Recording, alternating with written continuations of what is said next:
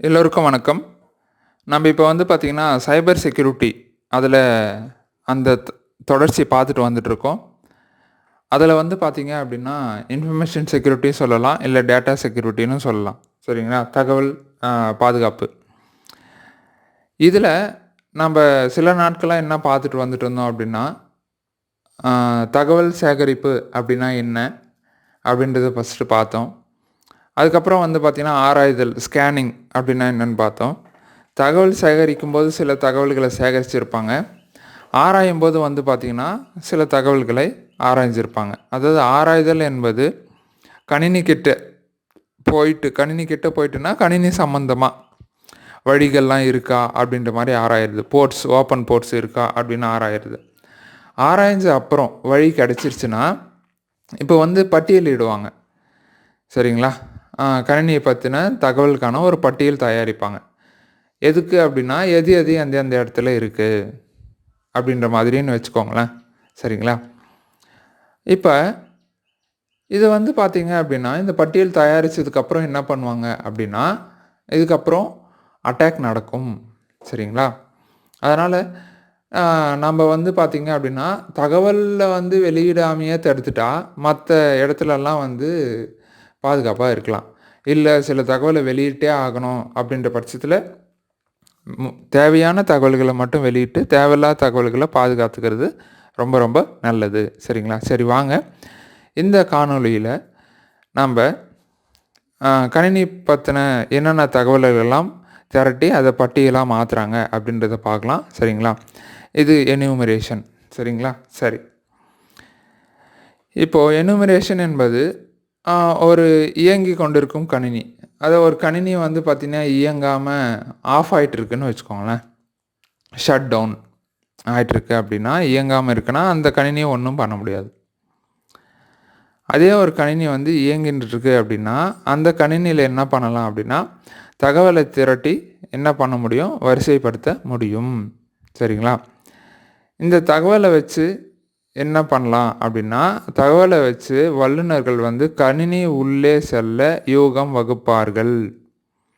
இப்போ ஒரு போர் நடக்குது அப்படின்னா, அதுக்கு வந்து போர் நடக்கிறதுக்கான யூகம் நடக்கும் இல்லைங்களா? எந்த மாதிரி போர் பண்ணால் நம்ம ஜெயிக்கலாம், திட்டம் தீட்டுதல். அதாவது எது பண்ணாலும் பிளான் பண்ணி பண்ணணும் அப்படின்ற மாதிரி சொல்லுவாங்க இல்லையா? அந்த மாதிரி அந்த தகவல் திரட்டின தகவலை வச்சு வல்லுநர்கள், ஹேக்கருக்கு வல்லுநர்கள்னு சொல்லியிருக்கேன். ஹேக்கர்ஸ் என்ன பண்ணுவாங்க அப்படின்னா, உள்ளே செல்கிறதுக்கான யோகத்தை வகுப்பாங்க. சரிங்களா? அதுக்கப்புறம் கணினி குழுவாக இருக்கும் இடத்தில் ஆனால் இணைய வசதி இல்லாத, இதில் 2 வார்த்தையை நம்ம கவனிக்கணும். இன்டர்நெட், இன்ட்ராநெட் அப்படின்னு ஒன்று இருக்குது. இன்டர்நெட் அப்படின்னா உலகம் முழுவதும் இருக்கக்கூடிய கணினி சம்பந்தமான சாதனங்கள் ஒன்றிணைந்து இருப்பது இன்டர்நெட். இன்ட்ராநெட் அப்படின்னா அது ஒரு கட்டிடமோ இல்லை ஒரு அறையோ, அதாவது இணையத்தில் தொடர்பு இல்லாத கணினிகள். அதாவது இன்டர்நெட் இல்லாத இன்ட்ராநெட்டில் இருக்கக்கூடிய கணினிகளில் செய்யக்கூடியது தான் இந்த எனுமரேஷன். சரிங்களா? தகவல் பட்டியலை தயாரித்தல். சரிங்களா? சரி. இதில் என்னென்ன தகவல்லாம் திரட்டுவாங்க அப்படின்றத தான் நம்ம இப்போ பார்க்க போகிறோம். சரிங்களா? இந்த கணினி துறையை பொறுத்த வரைக்குங்க, நமக்கு ரொம்ப ரொம்ப முக்கியமான எது அப்படின்னா பயிற்சி. எதை படித்தாலும் அதை வந்து சுய பயிற்சி செய்து பார்க்க வேண்டும். சரிங்களா? யாருக்கும் எந்தவித பாதிப்பும் இல்லாமல், சுய பயிற்சினா கூட நமக்கு கூட பாதிப்பு இருக்கக்கூடாது. சரிங்களா? பாதிப்பு இல்லாத பயிற்சியை செய்து பார்க்க வேண்டும். அது மட்டும் இல்லாமல் கணினி துறையில் இருக்கிறவங்க நிறைய பேர் உட்கார்ந்துட்டு மட்டும்தான் பணிபுரிகிறாங்க. அதனால் உடல் ஆரோக்கியம் சம்பந்தமாக நிறைய வந்து பார்த்திங்கன்னா விழிப்புணர்வு இருக்க வேண்டும். ஏன்னா ஸ்டீவ் ஜாப்ஸ் எல்லாம் பல கோடிக்கு சொந்தக்காரர். ஆப்பிள் ஃபோன்லாம் தெரியாதவங்க இருக்கவே முடியாது. அதை பயன்படுத்தினா அதை விட்டுட்டு வெளியே வரவே மாட்டாங்க. அந்தளவுக்கு நல்லாயிருக்கும். அந்த மாதிரி பெரிய நிறுவனங்கள்லாம் வச்சுட்டு இருந்தவங்கலாம் உடல் ஆரோக்கியம் இல்லாததுனால உலகத்தில் ரொம்ப நாள் இல்லாமல் போயிட்டாங்க. சரிங்களா? சரி, முடிஞ்ச அளவுக்கு நம்ம எவ்வளோக்கு எவ்வளோ உடல் ஆரோக்கியத்தை பார்த்துக்கணுமோ அதையும் பார்த்துக்கணும். சரி வாங்க இப்போ வீடியோவை பார்க்கலாம். இதில் வந்து பார்த்திங்க அப்படின்னா, என்னென்ன தகவல்லாம் திரட்டுவாங்க அப்படின்னா, இணைப்பின் தகவல், அதாவது நெட்வொர்க் ரிசோர்ஸஸ். சரிங்களா? அந்த கணினியோட என்னென்ன கணினிகள்லாம் தொடர்பு கொண்டு இருக்கு அப்படின்றத பார்ப்பாங்க. அதுக்கு அடுத்தது என்ன பண்ணுவாங்கன்னா, இணைய பகிர்வு, நெட்வொர்க் ஷேர். அந்த கம்ப்யூட்டர்லேருந்து மற்ற கணினிகளுக்கு என்னென்னலாம் பகிர்ந்து கொடுத்துருக்குறாங்க அப்படின்றத பார்ப்பாங்க. அதுக்கு அடுத்து பாதையின் அட்டவணை, ரூட்டிங் டேபிள்ஸ். சரிங்களா?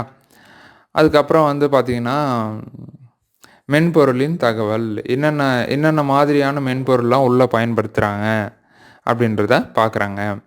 அடுத்து வந்து பார்த்திங்கன்னா, கணினி பயனாளர் மற்றும் குழுவின் தகவல்.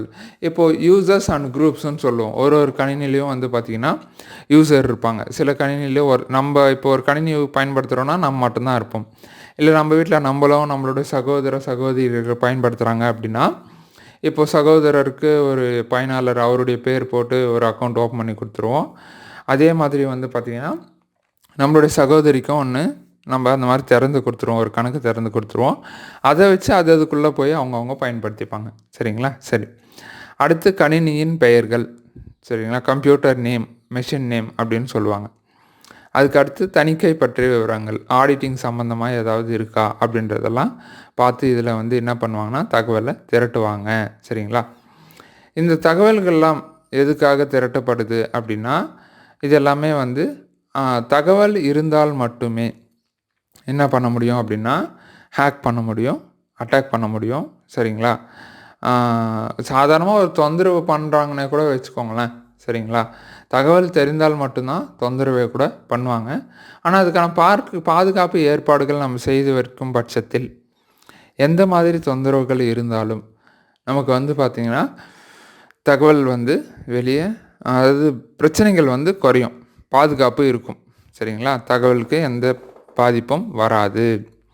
இப்போ இருக்கிற தகவல் தொழில்நுட்ப உலகத்தில் நாம் கொஞ்சம் பாதுகாப்பாக இருக்கிறது ரொம்ப நல்லது. சரிங்களா? சரி. ஸோ இது தாங்க என்யூமரேஷன். என்யூமரேஷனுடைய முக்கியமான வேலை என்னென்னா, யூசர்ஸ் அண்ட் குரூப்ஸ் கண்டுபிடிக்கிறது, நெட்வொர்க் ரிசோர்ஸ் கண்டுபிடிக்கிறது, நெட்வொர்க் ஷேர் கண்டுபிடிக்கிறது, routing table, application, machine name, auditing சம்மந்தமான டீட்டெயில்ஸ் எல்லாம் எடுக்கிறது.